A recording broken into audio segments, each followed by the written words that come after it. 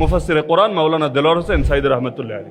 আজকের দিন তো সেই দিন, বাংলাদেশে যিনি এখন জীবিত থাকলে তার চাইতে বড় প্রসিদ্ধ এবং বেশি জনপ্রিয় কেউ হতেন না। এখনকার জেনজি, জেন আলফা, বর্তমান জেনারেশন যারা আছে, অনেকের জীবনের একটা স্বপ্ন ছিল যে একদিন তিনি বেরো হবেন, সরাসরি সামনাসামনি বসে আমরা তার আলোচনা শুনবো। নাহলে যেই যুগে এত ইউটিউব নাই, এত মিডিয়া নাই, কিছুই নাই, ওই যুগে পর্যন্ত যে জনপ্রিয় ছিলেন সে 80-র দশকে, 90-এর দশকে, আর এখন তো এমনি মিডিয়ার যুগ।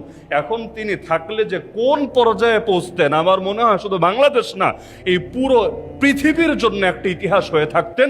আল্লাহ এই পরিমাণ জনপ্রিয়তা তাকে দান করেছিলেন। কিন্তু আজকের দিনটা তো সেই দিন যেদিন আল্লাহর বান্দাকে, তাও দেখতে দেখতে 3 বছর হয়ে গিয়েছে, আল্লাহর বান্দাকে পৃথিবী থেকে নির্মমভাবে বিদায়ী করে দেওয়া হলো। আমরা ধারণা করি হয়তো তাকে হত্যাই করে ফেলা হয়েছিল, অন্যান্য আলামত থেকে এমনটাই মনে হয়। এমনকি জানাজাটা পর্যন্ত ঠিকভাবে আদায় করতে দিল না। অথচ ঢাকা শহরে যদি তার জানাজা হতো, আমি মনে করি বাংলাদেশের ইতিহাসে সবচাইতে বড় জানাজা হিসেবে আখ্যায়িত থাকতো। তো যাই হোক, দুনিয়াতে পান নাই, কিন্তু প্রতিদান যার কাছে পাওয়ার। নবীরাও দাওয়াত দিতে গেলে বলতেন, ওমা আসআলুকুম আলাইহি মিন আজর, দাওয়াতের বিনিময়ে তোমাদের কাছে কোনো প্রতিদান চাই না। ইন আজরিয়া ইল্লা আলা রাব্বিল আলামিন, প্রতিদান তো রব্বুল আলমিনের কাছে। যারাই যুগে যুগে ইসলামের জন্য মেহনত করে, ইসলামী আন্দোলন করে, দুনিয়া চাওয়া পাওয়া রেখে কোনো লাভ হয় না।